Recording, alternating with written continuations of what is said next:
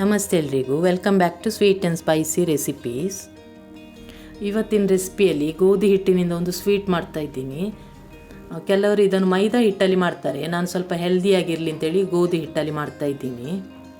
ನೋಡಿ, ಮೊದಲಿಗೆ ಒಂದು ಫ್ರೈಯಿಂಗ್ ಪ್ಯಾನ್ಗೆ 1 ಸ್ಪೂನಷ್ಟು ತುಪ್ಪ ಹಾಕ್ಕೊಂಡು ಬೇಕಾಗಿರುವಂಥ ಡ್ರೈ ಫ್ರೂಟ್ಸನ್ನು ಚಿಕ್ಕದಾಗಿ ಕಟ್ ಮಾಡಿ ಸೇರಿಸ್ಕೊಳ್ಳಿ. ನಾನಿಲ್ಲಿ ಗೋಡಂಬಿ ಮತ್ತು ಬಾದಾಮಿಯನ್ನು ಹಾಕ್ತಾಯಿದ್ದೀನಿ. ಇವಾಗ ಸ್ವಲ್ಪ ಕಲರ್ ಚೇಂಜ್ ಆದ ನಂತರ ತೆಗೆದು ಒಂದು ತಟ್ಟೆಗೆ ಹಾಕಿಡ್ತಾ ಇದ್ದೀನಿ. ನಂತರ ಅದೇ ಪ್ಯಾನ್ಗೆ ಅರ್ಧ ಕಪ್ನಷ್ಟು ಹಸಿ ತೆಂಗಿನಕಾಯಿ ತುರಿ ಹಾಕಬೇಕು.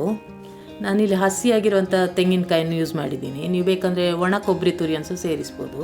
ಇದನ್ನು ಜಸ್ಟ್ ಉಳಿದಿರುವಂಥ ತುಪ್ಪದಲ್ಲೇ ಮಿಕ್ಸ್ ಮಾಡಿದ ನಂತರ 1 ಸ್ಪೂನಷ್ಟು ಸಕ್ಕರೆ ಹಾಕ್ಕೊಳ್ಬೇಕು.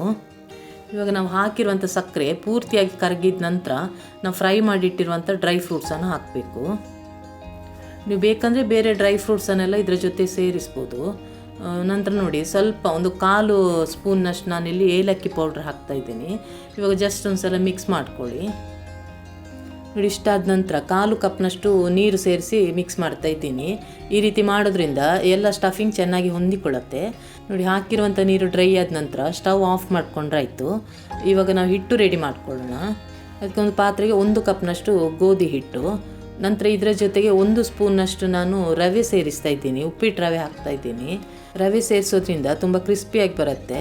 ನಂತರ ಒಂದು 1/4 ಸ್ಪೂನ್ನಷ್ಟು ಉಪ್ಪು ಹಾಕ್ಕೊಳ್ಳಿ. ನಂತರ 1 ಸ್ಪೂನ್ನಷ್ಟು ತುಪ್ಪ ಅಥವಾ ಎಣ್ಣೆ ಹಾಕ್ಕೊಂಡು ಚೆನ್ನಾಗಿ ಮಿಕ್ಸ್ ಮಾಡ್ಕೊಳ್ಬೇಕು.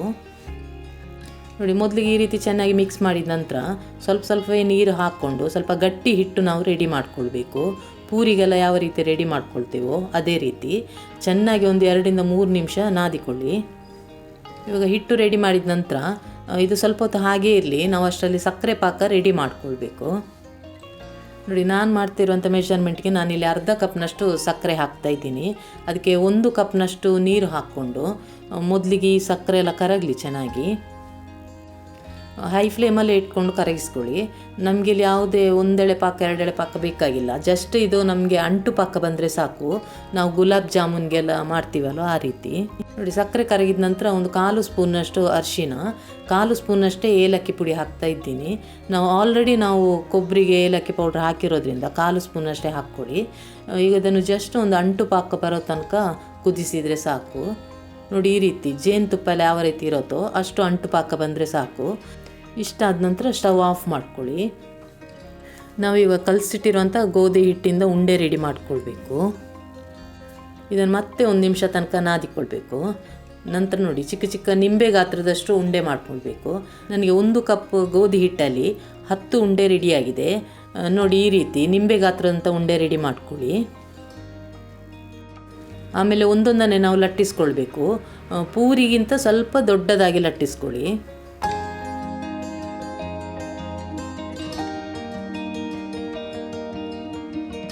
ನೋಡಿ, ಇಷ್ಟು ದೊಡ್ಡದಾಗಿ ಲಟ್ಟಿಸಿದ ನಂತರ 2 ಸ್ಪೂನಷ್ಟು ನಾನಿಲ್ಲಿ ರೆಡಿ ಮಾಡಿಟ್ಟಿರುವಂಥ ಹೂರಣ ಹಾಕ್ತಾಯಿದ್ದೀನಿ. ಸ್ವಲ್ಪ ಮಧ್ಯದಲ್ಲಿ ಈ ರೀತಿ ಸ್ಪ್ರೆಡ್ ಮಾಡ್ಕೊಳ್ಳಿ. ನಂತರ 4 ಕಡೆಯಿಂದನೂ ಈ ರೀತಿ ಫೋಲ್ಡ್ ಮಾಡಬೇಕು. ನಾನಿಲ್ಲಿ ಸ್ಕ್ವೇರ್ ಶೇಪಲ್ಲಿ ಮಾಡ್ತಾಯಿದ್ದೀನಿ. ನೀವು ನಿಮಗೆ ಬೇಕಾಗಿರುವಂಥ ಆಕಾರದಲ್ಲಿ ಮಾಡ್ಕೊಳ್ಳಿ. ನೋಡಿ, ಈ ರೀತಿ ಎಲ್ಲ ಕಡೆ ಫೋಲ್ಡ್ ಆದ ನಂತರ ಜಸ್ಟ್ ಒಂದು ಸಲ ಬದಿಯನ್ನು ಈ ರೀತಿ ಪ್ರೆಸ್ ಮಾಡ್ಕೊಳ್ಳಿ. ನೋಡಿ, ನಾನು ಮಾಡ್ತಾ ಇದ್ದೀನಲ್ಲ ಈ ರೀತಿ.